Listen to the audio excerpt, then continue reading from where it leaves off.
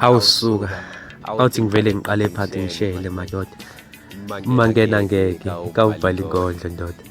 Inkosazane emhlophe zala bantu zebantwini imbali ziyakhala ziyalila kanti zililele ukufana nawe. Gege ntombi igama umangena ibhungu lale emazweni kwankomo kaSixhosa ngoba zona zinepolish. Uzibhazubazu ngamehlo ufuze konina lume umfana omuhle ngamehlo njengoyise. Inkosazane ecela uphinde ngibheka lawo mehla akha zimuli kusasa lempilo yami. Uxolo-ke emadingiswayo ngibeka amabili amathathu ungedina mntakwethu.